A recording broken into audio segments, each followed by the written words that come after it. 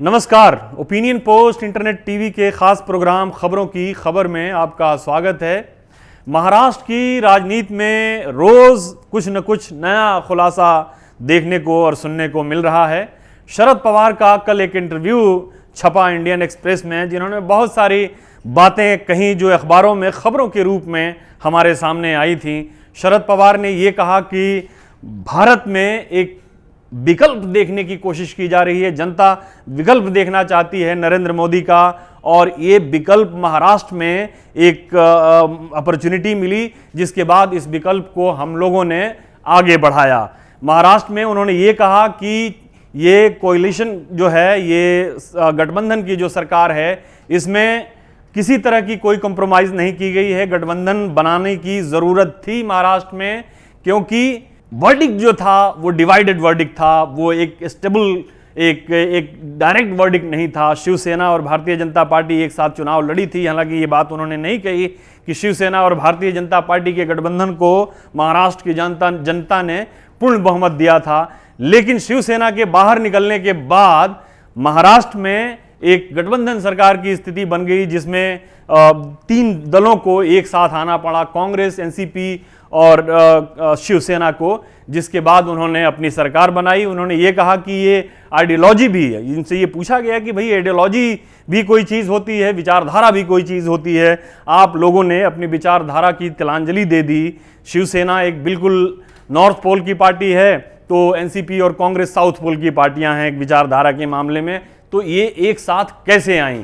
उन्होंने ये कहा कि ये दुनिया के अन्य देशों में भी और भारत में भी पहले हुआ है कि अलग अलग विचारधाराओं की पार्टियां एक साथ एक प्लेटफॉर्म पे आई हैं, एक स्टेबल गवर्नमेंट देने की कोशिश की हैं। उन्होंने ये भी कहा कि चूंकि चुनाव बहुत महंगा होता है, बहुत एक्सपेंसिव होता है, इसलिए चुनाव में जाना कोई विकल्प नहीं है। एक स्टेबल गवर्नमेंट महाराष्ट्र के अंदर कांग्रेस और एनसीपी ने पहले भी दी है। पहले ये दोनों अलग अलग चुनाव लड़े, लेकिन 15 सालों से ये एक साथ चुनाव लड़ते आ रहे हैं और एक स्टेबल गवर्नमेंट के लिए उन्होंने ये एक सेक्रीफाइस दी है और एक साथ ये लड़कर आए हैं। इसीलिए ये शिवसेना के साथ भी ये तीनों पार्टियां एनसीपी और कांग्रेस जो है अपनी विचारधारा के बावजूद, विचारधारा अलग होने के बावजूद, ये तीनों एक कॉमन मिनिमम प्रोग्राम के तहत जो दुनिया के अन्य देशों में भी बना, भारत में भी जो पूर्व में अटल बिहारी वाजपेयी के साथ, या फिर उन्होंने अपना भी एग्जाम्पल दिया कि उनकी जो सरकार 78 में बनी थी, वो जनता पार्टी जिसमें जनसंघ और दूसरे दल जो है वो शामिल थे, कम्युनिस्ट भी शामिल थे, उनकी समर्थन से ये सरकार बनी थी। उनकी जो पहली महाराष्ट्र में यंगेस्ट चीफ मिनिस्टर जो वो बने थे, तो ये उन्होंने एक बात कह दी। लेकिन जो दूसरी बात इसमें से निकल कर आती है, वो ये सवाल के अंदर से एक सवाल जो निकल के आता है, वो ये है कि कांग्रेस ने जो गठबंधन सरकारें पहले बनाई, उनका क्या हश्र हुआ। कांग्रेस ने जनता पार्टी की जो चरण सिंह की सरकार थी उसको समर्थन दिया, बाद में वीपी सिंह की सरकार गिरने के बाद उन्होंने चंद्रशेखर की सरकार बनवाई, और भी बहुत जगहों पे उनकी सरकारें बनी, लेकिन वो ज़्यादा पायदार नहीं रहीं। उन्होंने एग्जाम्पल दिया अटल बिहारी वाजपेयी का कि अटल बिहारी वाजपेयी की सरकार में जॉर्ज फर्नांडिस यानी समता पार्टी और ममता बनर्जी 1999 में वो लोग साथ आए, और अटल बिहारी वाजपेयी की सरकार जो उनकी विचारधारा जो थी वो अलग थी। अटल बिहारी वाजपेयी की विचारधारा जो भारतीय जनता पार्टी की विचारधारा थी वो अलग थी, लेकिन इसके बावजूद उन्होंने एक 5 साल की सरकार देने में वो सक्षम रहे, चलाने में सक्षम रहे। तो विचारधारा कहीं बाधक नहीं, लेकिन वो शरद पवार ये भूल गए कि इसमें कहीं कांग्रेस नहीं है। कांग्रेस जब भी जूनियर पार्टनर की भूमिका में रहती है, तो ये वो बर्दाश्त नहीं कर सकती कि 5 साल तक वो सरकार को चलने दे, या अगर बाहर से भी समर्थन दे रही है तो ये नहीं, अब तक का उसका ये रिकॉर्ड रहा है, वो नहीं चाहती है।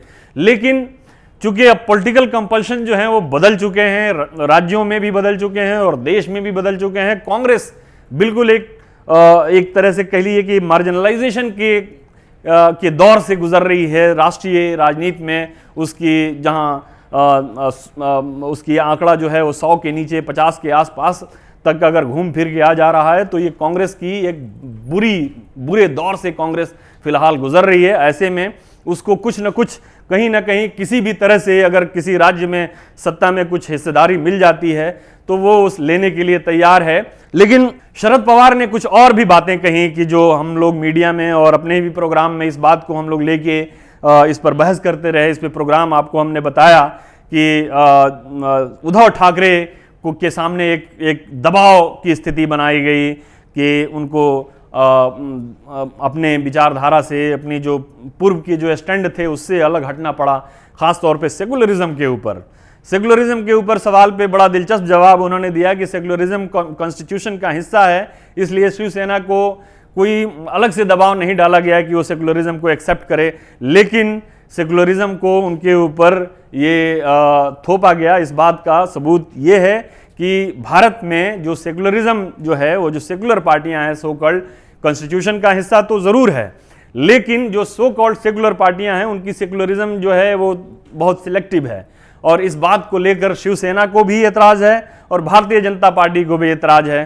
तो कांग्रेस की सेकुलरिज्म, एनसीपी की सेकुलरिज्म या और दूसरी जो पार्टियां हैं उनके सेकुलरिज्म और भारतीय जनता पार्टी और शिवसेना के सेकुलरिज्म में बहुत अंतर है।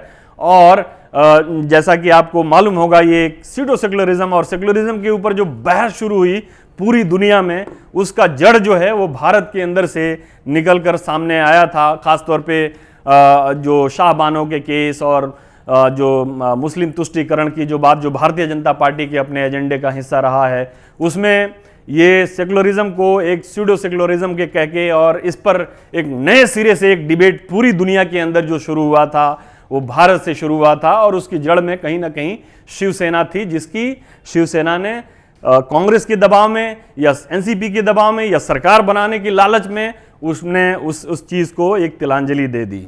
एक और बड़ी कंट्रोवर्सी हुई थी शरद पवार के बयान को लेकर। इंडियन एक्सप्रेस में भी ये खबर छपी थी और बाद में मीडिया ने भी इस चीज़ को उठाया था। शरद पवार ने ये इल्ज़ाम लगाया था कि नरेंद्र मोदी ने उनको साथ आने का ऑफर दिया था। इस बात पे अपनी वजाहत शरद पवार ने इस इंटरव्यू में पेश की है। उन्होंने ये कहा है कि हमने इस चीज़ को, इंडियन एक्सप्रेस ने बड़ी हार्शली इसको पेश किया, हमने रिजेक्ट नहीं कहा था। उन्होंने, प्रधानमंत्री ने उनसे कहा था कि क्या हम साथ में काम नहीं कर सकते, क्या आप इसके ऊपर दूसरा सेकंड थॉट नहीं दे सकते। तो ये बयान हुई थी। मैंने ये नहीं कहा था कि मैंने रिजेक्ट कर दिया था, मैंने ये कहा था कि ये बयान जो है, हमने ये कहा उनसे, प्रधानमंत्री से, कि ये हमारे जो पार्टी के वरिष्ठ नेता हैं उन्होंने मिलकर ये फैसला किया है और इस फैसले को अब हम बदलेंगे नहीं।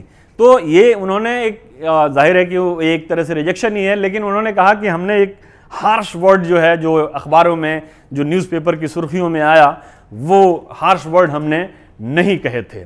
इसके अलावा भी बहुत सारी चीज़ें हैं, लेकिन हम जो इस इंटरव्यू में हिंदुआइजेशन के ऊपर में जो चर्चाएं जिस देश के अंदर जो चल रही हैं उसके ऊपर उन्होंने बयान दिया।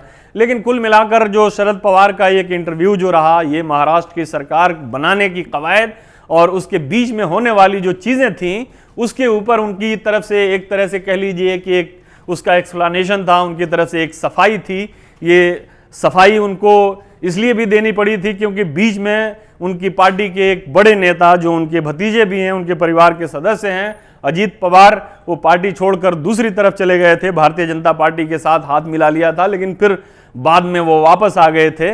और शरद पवार लेकिन अपने स्टैंड पर, शरद पवार के ऊपर भी ये काफ़ी एक तरह से कह लीजिए कि उनके ऊपर ये इल्ज़ाम लगाया गया कि दोनों चचा भतीजा मिलके एक तरह का गेम खेल रहे हैं। इस गेम में चचा भी शामिल हैं और भतीजा भी शामिल हैं, और उनका जो असल खेल है वो ये है कि वो शिवसेना को एक तरह से सामने से हटाकर और पीछे दरवाजे से भारतीय जनता पार्टी के साथ सरकार में शामिल होने के लिए ये सारा खेल, सारा चक्रव्यूह जो रचा था। लेकिन शरद पवार अपने बयान पर कायम रहे। उन्होंने जो शिवसेना और कांग्रेस के साथ मिलकर सरकार बनाने की जो बात कही थी उस पर कायम रहे।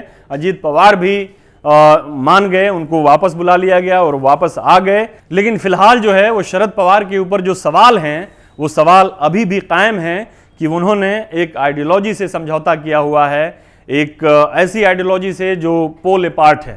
शरद पवार अगर नॉर्थ पोल है तो शिवसेना और उद्धव ठाकरे साउथ पोल है।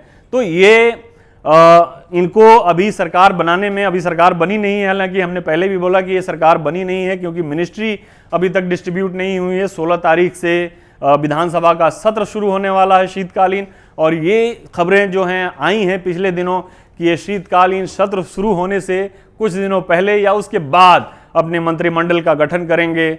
लेकिन इस बीच और भी बहुत सारी खबरें जो हैं वो आ रही हैं। वो ये हैं कि राज ठाकरे से भारतीय जनता पार्टी चुपके चुपके मुलाकात कर रही है, बातें हो रही हैं उनसे कि उनको एनडीए में शामिल किया जाए, शिवसेना की जगह पे शामिल किया जाए।